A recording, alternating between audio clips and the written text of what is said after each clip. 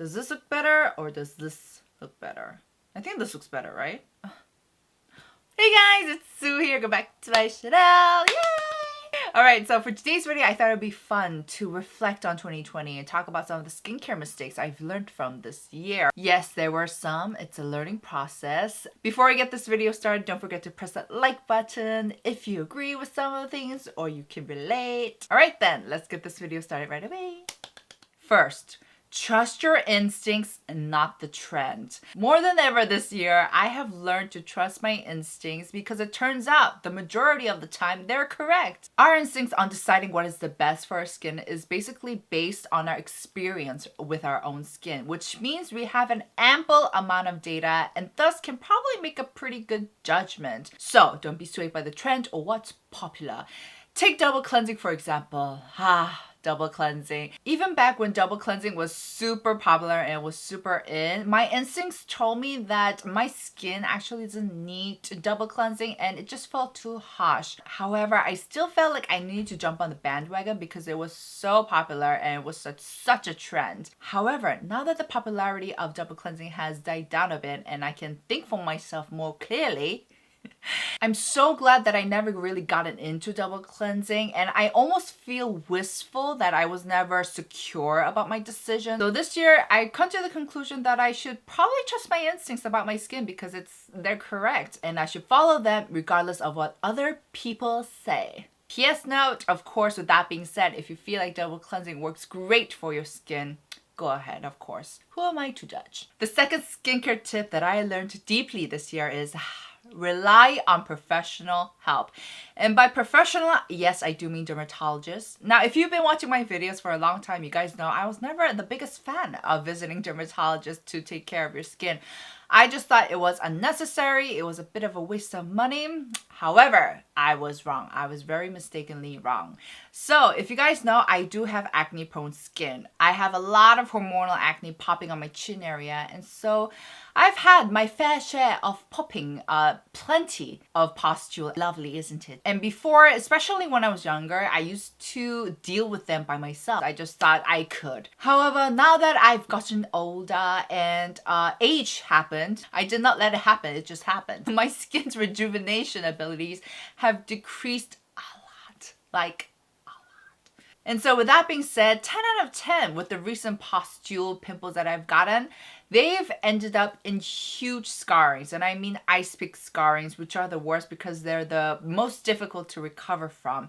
And so this year, for the first time, I decided to visit a dermatologist to get them treated. And I have never felt so right about my decision. I actually documented this if you guys want to check it out. But I basically received a steroid injection to calm down a huge pustule acne that was, to be honest, as big as the European continent. It was ginormous.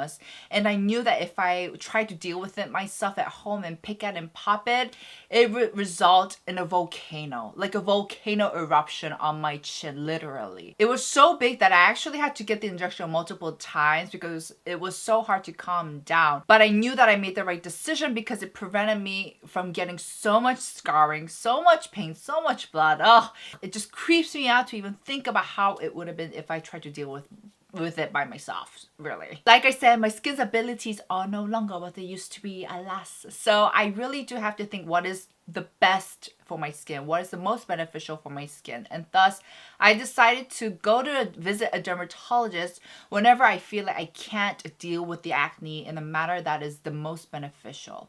Third skincare mistake that I learned this year, and I paid a price for this, it is that facial skincare treatments might make your skin look good, but they can be very damaging at times. While we're on the topic of going to see dermatologists, even though I am super pro for visiting dermatologists to get my acne treated and thus, I am still a little skeptical when it comes to facial treatments. And as a matter of fact, this year I've had the very lucky opportunity to experience facial treatments myself, and I will link the video up here so you can check it out.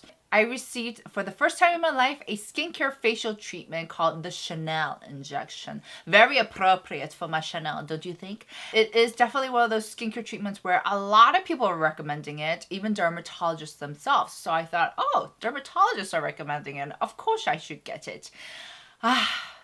I was very, very wrong. After getting the Chanel injection, even though my skin literally looked like a glazed donut and it was glowing like a disco ball, it weakened the F out of my skin barrier. Basically, with the Chanel injection, what you do is you basically puncture micro holes into your skin with micro needles, and you apply all these boosters, ampoules, vitamins, all these good things for your skin. I mean, come on guys, imagine it. Puncturing needles, little holes into your skin with needles. It's not exactly the most gentle thing, is it? And thus, after getting the facial treatment, my skin was literally burning. It felt so irritated, and I had to get an injection to really calm down the redness. And any skincare that would touch my skin would make it burn and sting. I was panicking for my life. Of course, with the exception of one singular product, which is the Etude House Panthenol 10 Sunjang Cream. I said that in the completely wrong order, but you guys know what I mean. And to be honest guys, after getting that skincare treatment, I just feel like my skin's never been the same. It gets sensitized really easily, and so, you know, it was definitely a lesson that I learned at a very high price. So I know the idea of getting skincare treatments, facial treatments at dermatologists sound like a dream, an ideal, but if you do have sensitive skin, I advise you to think twice about it. Another thing that I learned this year is that brands are more than just products. Look at the people behind it. With the advancement in the skincare industry, which have been great, I've realized that more or less, a lot of the majority of the products now surpass the average quality, and they're, to be honest, superb. Any product that you pick up will give you a very satisfying result. And so now I definitely take into additional factors when choosing to use a certain product. First of them is definitely sustainability. I look to see if this brand cares about the environment that we live in. And I know it's slightly slow paced in Korea especially, but we are making progress. So that is an area factor that I'm really excited about. And I try to see if they're environmentally friendly, etc. Another factor that I do consider are the people behind making the products and the brand. Of course, I'm not going to call out names and I won't get into too much detail because I'm too classy like that. But sorry, let me just redo my hair. But I've had instances where brands have threatened me, and there were definitely scratch that. There have been few cases where I wish things didn't go the way it did. So naturally, when I experience these things, I ask myself, do I really want to use products made by these people who've threatened me? And if you're like me, if you're anything like me, the answer is probably no. Some people say separate the art from the artist, but honestly, I don't think I can do that, especially when it comes to cases like this. And besides, like I said, the quality of all the products have gone up so much that I really don't need to specifically use a certain product. There are always other ample options to choose from, and I'd rather choose a product from a brand who is all about being sustainable and also have a good heart. So yeah. The last lesson learned that I want to talk about today is you are what you eat. Sei ciò che mangi. That's Italian, by the way. This is something that I always used to emphasize, but boy, did it hit hard this year more than ever. So if you guys saw my recent workout videos, you guys know I totally changed up my diet, eating habits. I basically cut out 90% of eating processed instant carbs, sugar foods.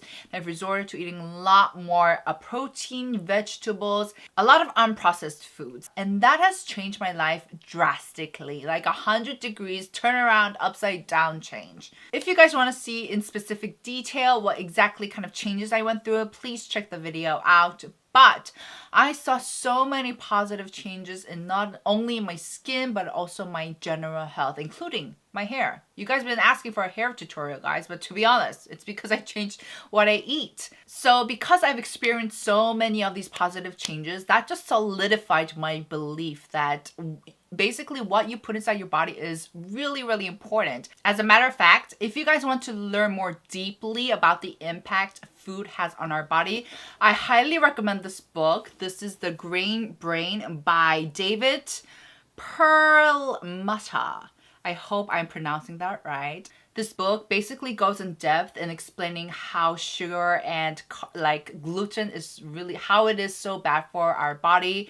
Not only for our body, but our brain. Did you know that our brain can also be inflamed? I know. And it does get really scientific, and it does go into a lot of details where I end up rereading parts over and over again because I just don't have the mental capacity to understand it right away. It is such an interesting read, and you guys will be so amazed by what kind of impact food has on our body. And reading this book has definitely made the transition a lot easier. It just made sense, and I know why I should be eating more healthy. So I definitely recommend this book. They have it in Korean as well, I believe. But yeah, definitely check this book out as well. Alright guys, that was it for today's video. There were definitely great lessons learned about skincare, about health, everything in general, and I hope you guys enjoyed. If you guys have any skincare lessons that you learned, please let me know. I'd love to read them. If you guys enjoyed this video, don't forget to press like, and I'll see you guys in my next. Happy holidays, by the way. Ciao!